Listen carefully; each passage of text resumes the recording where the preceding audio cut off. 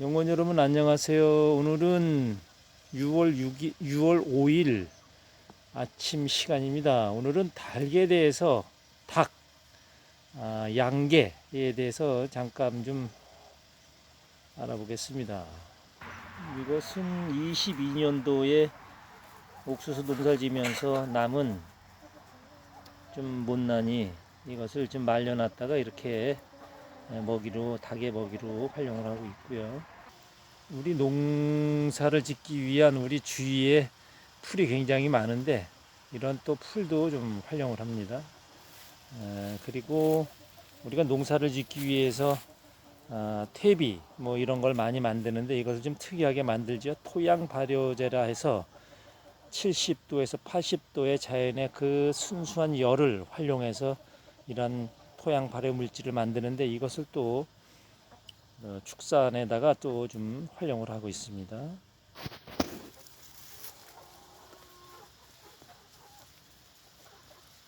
이렇게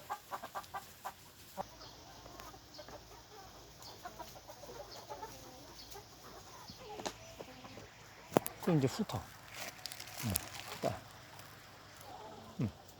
살살 가서 뿌리는 요령도 있어. 그냥 앞에다가 팔을 확 하면 쟤네들이 놀랜다고. 살살 뿌려봐. 놀래지 않게. 위에 뿌려요? 아니야, 그냥 그 앞에다가 어디 앞에다가 그냥 뿌려. 그냥 조금씩.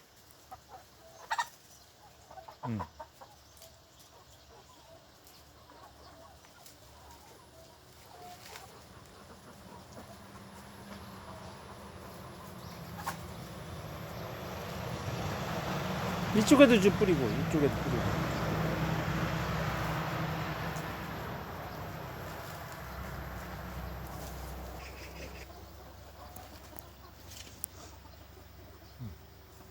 자, 이제 그냥 거기 놔. 그리고 풀 갖고 들어. 아까 그 풀 그대로 갖고 들어와. 그냥.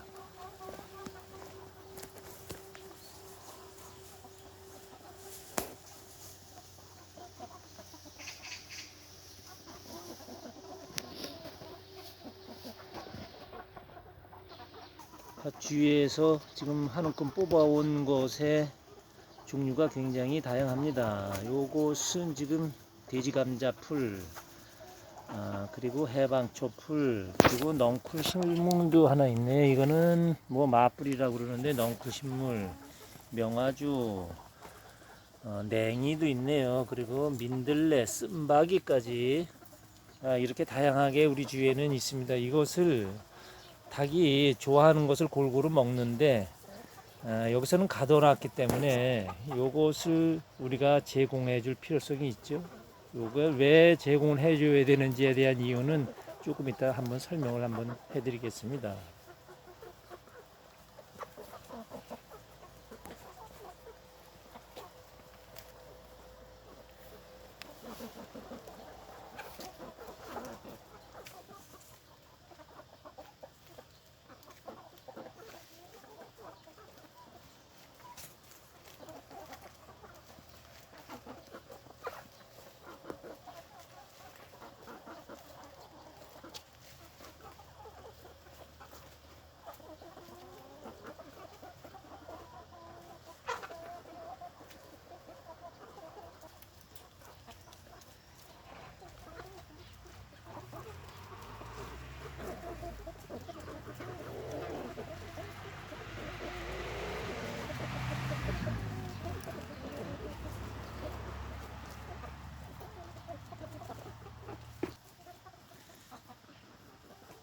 야생초를 풀을 아주 잘 먹지 닭들이.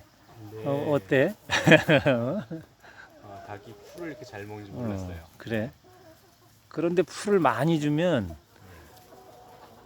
어떠한 영양분이 많아. 풀 속에 뭐가 있다라고 우리 여기서 공부한 게 있지. 야생초에 자연 속에 황이 많이 어. 들어있다고 공부했어요. 황. 네. 그런데 닭은 황을 먹으면 어떻다라고 얘기한 게 있는데 그 달걀의 껍질이 녹아내린다고 설명을 들었습니다. 그렇지. 그러면 닭이 먹는 이 야생초에 대한 생각을 우리가 좀 해봐야 되겠지. 네. 자, 그럼 야생초를 많이 먹는다. 또 주위에 풀이 많으니까 많이 뜯어다 준다. 물론 좋은 생각이고 좋지. 그런데 알은 못 난다. 이거는 확실한 거야. 그래서 사람들이 지금 뭔지를 몰라. 풀을 주면 좋고 집에 있는 야채 뭐 이런 걸 막 갖다 주는데 그러고 나서 며칠 지나면 계란이 안 나온다고. 근데 왜 안 나오는지를 몰라. 이유를 모른다는 거지. 그래서 확실하게 그거를 이제 짚고 넘어가는 거야. 그러면 풀은 어느 정도를 주어야 되는가? 산란계. 그러니까 육계에서는 관계가 없어. 아주 그 고기 맛도 좋고 그런데 지금은 이것은 이제 요놈들은 이제 산란용으로다가 하는 거기 때문에 그 풀 속에는 뭐 그 외에 다른 것도 많지만 그게 치명적인 그 역할을 한다는 거죠. 그래서 고기 맛을 좋게 하고 얘네들 성장에는 좋지만 그 난각을 지금 파괴하는 그러한 성분이 있지. 뭐든지 풀어버리는 이런 성분이 있어서 좀 조심을 해야 된다. 그래서 많이는 주지 않는다. 하루에 지금 갖고 들어온 그냥 한 움큼 정도. 지금 여기 뭐 한 30마리 되는데 요 정도에다가 한 움큼 정도는 매일 줘도 뭐 관계는 없다. 이제 이렇게 찌버럭하고. 그런 뭐 따로 좋아하는 그런 풀이 따로 있나요? 아니면 닭이 좋아하는 풀. 네. 그거는 좋아한다라는 것은 내가 닭이 아니기 때문에 몰라. 그런데 분명한 것은 어떤 걸 좋아하는가 이거에 대한 것은 분명히 있지. 얘네들은 어떤 풀을 좋아하는가. 여기도 지금 풀 종류가 많이 갖다 놨는데 풀을 먹는 걸 보면 알아. 종류별로 갖다 놨는데 어떤 풀을 많이 먹는가 이걸 본다. 그러면 얘네들이 최고 좋아한다라고 표현하기는 조금 그래. 내가 이제 이 자연 공부를 한 거에서는 얘네들은 우리가 생각하는 사람이 생각하는 그 독이 많은 풀, 사람이 먹지 못하는 풀 이것을 먼저 먹어. 이 닭만 그런 게 아니라 소, 돼지, 닭 얘네들이 독이 많은 거 우리가 생각할 때 독이 많은 풀 저걸 어떻게 먹지? 그런데 갖다 주면 영락없이 그거를 먼저 먹어. 그럼 독초를 왜 많이 먹을까요? 좋아하고 더 많이 먹으려고 할까요? 닭이? 좋아하는 건 아니라 그랬지 분명히. 더 많이 먹을까요? 근데 독초를 먹는 거를 보면 얘네들이 먹는 양이 있어. 정확하게 어느 정도를 먹어. 소 같은 경우에는 뭐 엄청나게 많은 양을 먹는데 닭은 그렇게 많이 먹진 않지만 독초를 먼저 먹는다는 거지. 그것은 우리는 지금 뭐 어떤 게 독이 많이 들었나 뭐 검사를 하지 않으면 모른다는 거지. 근데 얘네들은 자연에서 어떤 주파수 영역에서 그거를 정확하게 알아. 그건 하나님의 영역에서 얘네들을 그렇게 만들어 놨지. 그래서 얘네들이 건강하려 그러면 몸속에 있는 어떠한 먹이를 먹고 그 세포 재생이나 이런 거를 할 때 얘네들이 그 불순물이 몸에 쌓이지. 그 불순물 쌓이는 것을 해독할 수 있는 게 독이라는 거야. 그래서 그것을 먹어서 얘네들은 그 자연 치유라고 그래야지. 스스로 치유는 아니겠지.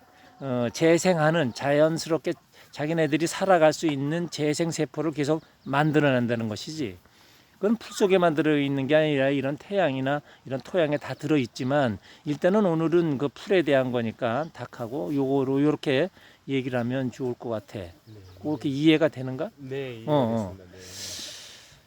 그런데 닭을 가둬놓고 먹이를 사람이 제공한다 그래서 영양론에 의해서 굉장히 많은 걸 갖다 주긴 하는데 닭들이 굉장히 질병이 많지. 네. 자, 지금 얘기한 요 잠깐의 이야기지만 이런 거를 생각을 하고 동물한테 접근을 한다 그러면 동물은 스스로 살아나가는데 사람이 굉장히 욕심으로다가 해를 끼치고 있다. 이거를 아마 알게 될 거야. 네. 자, 최대한의 우리가 노력을 해준다. 이 닭하고 같이 살면서 같이 가야 되는데 그것에 대한 이유를 내가 또 잠깐만 좀 설명해 줄게.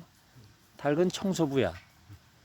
돼지, 소 다 청소부야. 그런데 지금은 돈벌이로다가 얘네들을 활용하고 있다는 것이지. 자, 우리 주위에서 이렇게 잡초, 농사 부산물, 얘네들이 쌓아놓은 저 분뇨 이거를 70도, 80도에서 지금 고열 처리를 해서 여기다 도로 갖다 줬잖아. 근데 얘네들이 저것을 먹기도 하지만 저걸 갖고 논다는 거야. 저 속에서. 그러면서 많은 에너지를 얘네들은 다시 사람한테 제공을 해주는 것이지. 그리고 얘네들이 있음으로 인해서 우리 주위에 지금은 그렇게는 할 수 없어. 그렇지만 이 지금 요 환경을 좀 본다 그러면 사람 주위에서 얘네들은 지저분하거나 이런 게 아니라 찌꺼기 구석구석에 있는 그 벌레 어떠한 균이 발생되기 쉬운 이런 것을 얘네들은 먹어 치워서 청소를 한다는 그 청소부지. 지렁이, 땅강아지, 물론 얘네들이 그 습성상 좋아해. 그런데 이거를 얘네들이 좋아한다 그래서 그걸 왜 먹게 되는지에 대한 거는 공부를 안 하고 지렁이를 키워서 얘네들을 갖다 주는 그런 농장들이 꽤 있지. 네. 아주 바보 천치 같은 짓이야. 그것은 얘네들은 그걸 먹으면 많이 먹으면 죽어. 오래 살지를 못해. 그 이유는 뭐 여러 가지가 있겠지만 얘네들의 몸 구조를 한번 좀 잘 들여다볼 필요성이 있지. 말랑말랑한 먹이지. 그리고 또 이 발효사료라고 해서 닭 사료를 발효를 시켜서 먹인다는 것은 어떠한 균을 조합을 시켜서 딱딱한 먹이를 말랑말랑하게 이렇게 해서 발효를 시켜서 부드럽게 해서 먹이는데 아주 위험한 일이야. 발효 먹이가 나쁜 게 아니라 얘네들이 스스로 찾아 먹을 수 있게 이렇게 해야 되는데 이거를 인공적으로다가 사람이 잘난 척을 너무 하고 있지. 닭을 모르는 거지 그거는. 그래서 얘네들은 발효 사료를 만들었다 하더라도 10% 이상을 주면은 안 돼. 전체 먹이에. 그리고 풀도 이것도 얘네들 먹이에 아무리 많아도 10% 이상을 넘기면 안 돼. 이거는 우리가 이제는 지식인들이기 때문에 알고 닭에 대한 거를 확실하게 알고 이제 접근을 해야 된다는 것이지. 그렇다 그러면 얘네들은 질병이나 이런 데서 아주 자유로울 수가 있다는 거지. 걱정 안 하고. 닭은 왜 그러면 말랑말랑한 먹이를 많이 먹으면 뭐 잘못될까? 요것은 닭 머리통이 있어. 먹이통이라고 해서 먹이 주머니가 있지. 그 다음에 거기를 넘어가게 되면 먹이 주머니에서 먹이가 들어오면 얘네들은 먹이를 먹을 때 집어 넣을 때 그 사람이 시키거나 뭐 인공적으로다가 하지 않아도 얘들 스스로 돌과 함께 먹이를 먹어. 어떠한 먹이를 먹고 돌, 사금파리 이런 것을 놓아야 돼. 그렇지 않으면 얘네들은 들 수가 없어. 그러니까 살 수가 없다는 거지. 그래서 곡물 배합설에도 이것을 알기 때문에 거기다가 모래를 섞어서 사료를 만들지. 그런데 문제는 어떤 거냐면 마른 곡물 사료만 주게 되면 그래도 조금 난데 마른 곡물 사료 외에 발효를 시킨다 그러면은 먹이가 말랑말랑해지기 때문에 그 말랑말랑한 먹이를 먹게 되면 먹이 주머니에는 이미 돌과 함께 먹이가 들어있지. 자, 그러면 그게 위장으로 넘어가. 얘네들은 위장이 똥집이라는 맷돌 형식의 위장을 갖고 있지. 그래서 그 위장에서 움직이기 시작하지. 딱딱한 먹이가 들어오는구나 하고 비빈다는 거지. 그런데 돌과 함께 말랑말랑한 먹이가 들어왔어. 그럼 어떻게 되겠어? 그 위장 자체 벽이 찢어지는 거지. 상한다는 거지. 그런 일을 연속한다 그러면 얘네들은 수명이 굉장히 짧아질 수밖에 없고 어떠한 질병으로부터 굉장히 아주 민감하게 노출되는 그런 상황이 벌어지는 거지. 그래서 그런 것을 굉장히 조심해야 돼. 자, 그리고 닭에 대한 습성이 또 하나 있는데 여기 이제 수탉이 있고 암탉이 있는데 얘네들은 특이한 상황이 있지. 그 특이한 상황이 어떤 거냐면 먹이가 있는 곳으로 얘네들은 이동을 해. 철새하고 똑같지. 그래서 거기서 살아. 그 먹이가 떨어지면 다시 또 먹이 있는 곳으로 이동하는 그러한 습성이 있어. 그리고 그곳에서 그냥 살아. 어떠한 집, 그 우리가 없어. 그리고 지금 그것을 알기 때문에 옛날에는 어떻게 했냐면은 그 어딘 그 횃대를 만들어주고 그 밑에다가 멀지 않은 곳에 먹이를 뿌려주는, 항상 그래서 닭이 멀리 가지 않도록 유도하는, 요렇게 했었지. 근데 이런 거를 다 몰라 사람들이. 자, 그리고 닭은 눈이 굉장히 밝아. 그러니까 밝다는 것은 태양이 있을 때만. 해가 넘어가면 얘네들은 아무것도 보지 못하는 특이한 그러한 구조를 갖고 있지. 그래가지고 밤에는 못 보지만 낮에는 굉장히 잘 봐. 그래서 아주 우리가 보지 못하는 아주 미세한 것까지 저렇게 뭔가를 발로 헤치면서 뭔가를 먹고 있지. 예, 그런 것이지. 아주 청소를 굉장히 잘한지. 자, 그 다음에 밤에 잘 때 횃대에 올라가서, 높은 데 올라가서 자는데, 그 올라가서 내려오는 그 순서가 아주 특이해. 얘네들은 암탉이 먼저 내려오고 또 수탉이 내려오고, 뭐 이런 순서를 보게 되면 수탉이 항상 먼저 내려와. 그런데 수탉이 먹이를 먼저 안 먹어. 이게 아주 닭에서 우리가 배울 수 있는 아주 특이한 부분이지. 그리고 잠을 재울 때도 알을 많이 낳는 닭은 위로다가 올려보내고, 알을 적게 낳는 닭은 밑에서 자게 하고, 그래서 종족 번식에 대한 것을 이렇게 스스로 지켜나가지. 그러니까 동물들은 닭을 잡으러 온다 그러면은 밑에 있는 거 한 마리를 잡아가거든. 그러면 그 밑에 있는 거 하나를 희생시킨다는 아주 특이한 이런 걸 갖고 있어. 그리고 순놈이 내려와서 먹이를 안 먹고 닭들을 고고고고 해서 불러서 쪼아서 입으로다가 놨다 쪼아 놨다 이러면서 암탉을 부르지. 그리고 닭을 암탉한테 먼저 먹이를 제공한다는 것이, 이거를 보고 어떤 거를 알 수 있냐면, 우리 인간도 상대를 위해서 살 필요성이 있다는 것이지. 이 많은 무리를 얘가 이끌 수 있다는 그 힘은 내가 먼저 먹이를 먹지 않고 너를 위해서 먹이를 준다는 것. 자, 우리도 한번 이 생각을 한번 해볼 필요성이 있겠지. 내가 배가 고픈데도 불구하고 상대편을 위해서 그 먹이를 들고 있다 준다는 것은 가히 쉽지 않아. 닭은 근데 이걸 하고 있어. 아주 뭐 그거를 철저하게 지키는 게 이 닭들이야. 그래서 우리 닭을 그냥 우습게 볼 게 아니라 이 청소부, 우리 가정에서 나는 지금 어떤 위치에 있고 그런데 어떤 활동을 하고 있는지 이렇게 한번 해보면 될 것 같아요. 그리고 지금 우리가 얘네들이 그 축분, 이 축분이라 그러지, 얘네들이 쌓아놓은 그 축분을 마서 여러 가지 건부를 섞어서 7, 80도의 고열로다가 스스로 그 처리가 된 걸 여기다가 갖다가 다시 놓아주잖아. 저기에는 지금 엄청난 에너지가 들어있지. 그래서 저거를 다시 먹고 저기서 놀고 그리고 하면서 얘네들은 건강하고, 그 다음에 얘네들이 여기서 또 분뇨를 또 배설할 거 아니야, 먹이를 먹으니까. 자, 그렇다 그러면 여기서는 발효 물질이, 이제는 고열 처리된 발효 물질이 들어왔기 때문에 여기서는 악취가 안 난다는 것이지. 많은 균과 충, 벌레가 안 생긴다는 것이지. 자, 지금 우리가 여기서 한참 동안 대화를 하고 있는데 매일 뭐 여기 먹이도 주로 들어오고 그러는데 악취? 냄새? 나?